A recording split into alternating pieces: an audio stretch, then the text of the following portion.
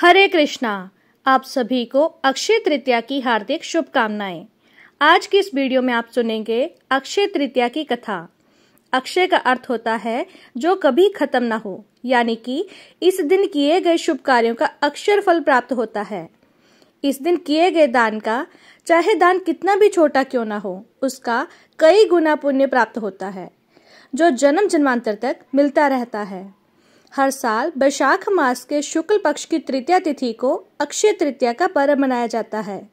इस दिन में होने वाले कार्य मनुष्य के जीवन को कभी न खत्म होने वाले शुभ फल प्रदान करते हैं। इसलिए ऐसा कहा जाता है कि इस दिन मनुष्य जितने भी पुण्य कर्म या दान करता है, उसे उसका शुभ फल बहुत अधिक मात्रा में मिलता है, यानी कि कई गुना मिलता है, और इस शुभ फल का प्रभाव फिर कभी खत्म नहीं होता है। अक्षय तृतीया को लेकर हमारे हिंदू धर्म में कई सारी मान्यताएं प्रचलित हैं, जिनमें से पहली मान्यता के अनुसार इस दिन भगवान विष्णु ने छठे रूप में अर्थात भगवान परशुराम के रूप में धरती पर अवतार लिया था। इसलिए इस दिन को भगवान परशुराम के प्राकट्य दिवस के रूप में भी मनाया जाता है। दूसरी मान्यता के अनुसार त्रेता युग के प्रारंभ होने पर धरती के जो सबसे पावन, सबसे पवित्र, पुण्यदायी मानी जाती है माँ गंगा नदी, इसी दिन स्वर्ग लोक से धरती पर आई थी और गंगा नदी को राजा भागीरथ लेकर आए थे। इस पवित्र नदी के धरती पर आने से आज के दिन की जो पवित्रता है, क्षमता है, वह और अधिक बढ़ जाती है। इसलिए अक्षय तृतीया के दिन पवित्र गंगा नदी में डुबकी लगाने से मनुष्य के सारे पाप नष्ट हो जाते हैं। एक और मान्यता के अनुसार आज के दिन ही महर्षि वेद व्यास जी ने महाभारत लिखना प्रारंभ किया था और इसी दिन महाभारत के धर्मराज युधिष्ठिर को अक्षय पात्र की प्राप्ति हुई थी।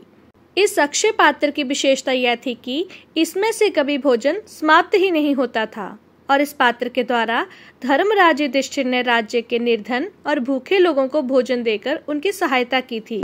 इसके अलावा जब पांडव वन में रहकर वनवास काट रहे थे, तब उस समय भी उनके यहाँ आश्रम में आने वाले ऋषि मुनियों का जो उन्होंने आदर सत्कार किया था, जो उनके लिए भोजन की व्यवस्था की थी, वह भी इसी अक्षय पात्र से ही की थी। कहीं कहीं ऐसी भी मान्यता है कि अक्षय पात्र भगवान श्री कृष्ण ने द्रौपदी को दिया था। ऐसी ही एक अन्य मान्यता के अनुसार अक्षय तृतीया के दिन भगवान श्री कृष्ण के मित्र सुदामा, जो उनके बचपन के सखा थे, भगवान कृष्ण से मिलने के लिए पहुंचे। तब सुदामा जी के पास कृष्ण को देने के लिए सिर्फ चावल के दाने थे। वहीं सुदामा जी ने भगवान कृष्ण के चरणों में अर्पित कर दिए थे। परंतु अपने मित्र और सबके हितों को जानने वाले अंतर में भगवान मधुसूदन सब कुछ समझते हैं और सुदामा की गरीबी को दूर करते हुए उनकी झोंपड़ी को महल में बदल दिया और उन्हें सब प्रकार की सुविधाओं से संपन्न बना दिया। तब से मान्यता है कि अक्षय तृतीया पर किए गए दान का महत्व और भी अधिक बढ़ जाता है। अक्षय तृतीया के दिन भगवान विष्णु और माता लक्ष्मी के साथ साथ कुबेर देवता की भी पूजा की जाती है और इस दिन आप अपने सामर्थ्य के अनुसार कुछ न कुछ दान अवश्य करें, चाहे तो अन्न का, वस्त्र का, घी, शक्कर, गुड़, किसी भी प्रकार का दान आज के दिन आप किसी योग्य व्यक्ति को अवश्य दें। वैसे तो बहुत सारे लोग अक्षय तृतीया के दिन उपवास भी रखते हैं, तो ऐसे में आज के दिन जो केवल पूजा पाठ करते हैं, उन्हें भी व्रत की कथा पढ़नी या सुननी चाहिए। इसका भी कई गुना पुण्य मिलता है और जो इस कथा को दूसरों को सुनाता है, उसे भी इस कथा का कई गुना पुण्य प्राप्त होता है और भगवान विष्णु और माता लक्ष्मी जी के आशीर्वाद से उनके घर में सदा बरकत बनी रहती है। सदा धन धान्य के भंडार भरे रहते थे। तो पौराणिक कथा के अनुसार बहुत पहले की बात है, धर्मदास अपने परिवार के साथ एक छोटे से गांव में रहता था।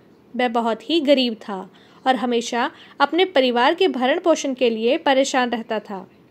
अब उसके परिवार में बहुत सारे सदस्य थे। धर्मदास बहुत ही धार्मिक प्रवृत्ति का व्यक्ति था। एक बार उसने अक्षय तृतीया का व्रत करने का सोचा, क्योंकि रोजी रोटी का बड़ा संकट था।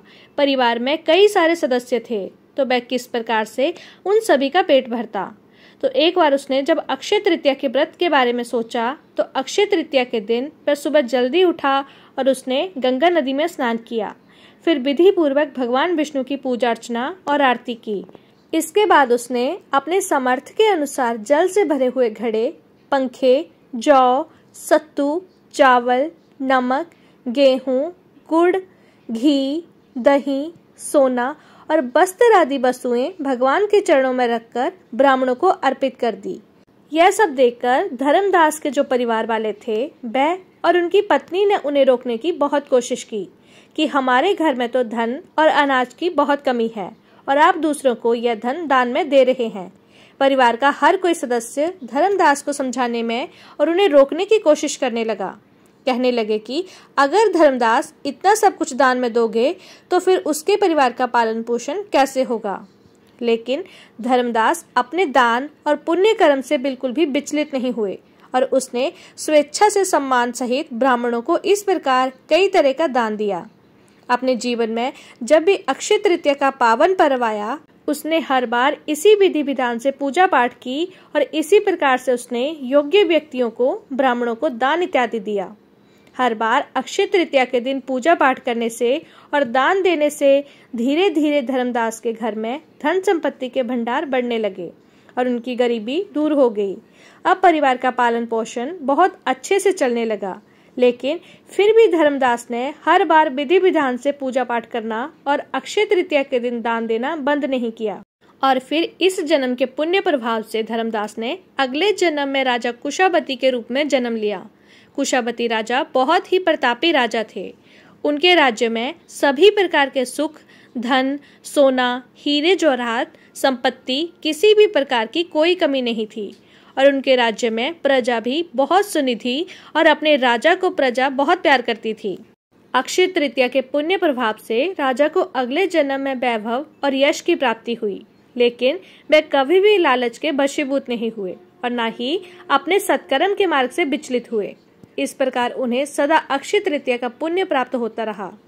जैसे भगवान ने धर्मदास पर अपनी कृपा की, वैसे ही जो भी व्यक्ति अक्षय तृतीया के दिन इस पावन कथा को सुनता है या दूसरों को सुनाता है और विधि विधान से पूजा और दान आदि करता है, उसे अक्षय पुण्य और यश की प्राप्ति होती है।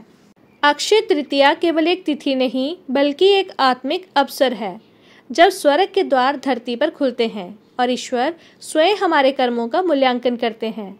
यह दिन हमें याद दिलाता है कि जीवन में सच्ची संपत्ति धन नहीं बल्कि धर्म, करुणा और श्रद्धा है।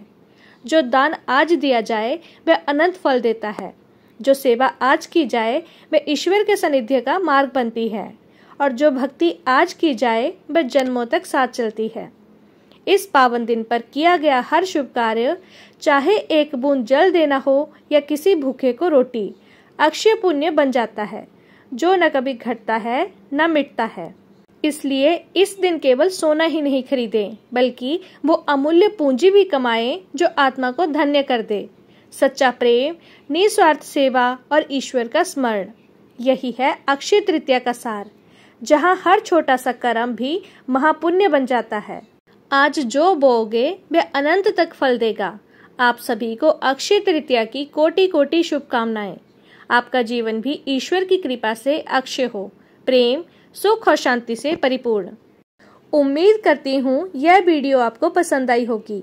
वीडियो अच्छी लगी हो तो वीडियो को लाइक करें, चैनल को सब्सक्राइब करें और कमेंट बॉक्स में भगवान विष्णु की जय लिखना मत भूलिएगा। धन्यवाद।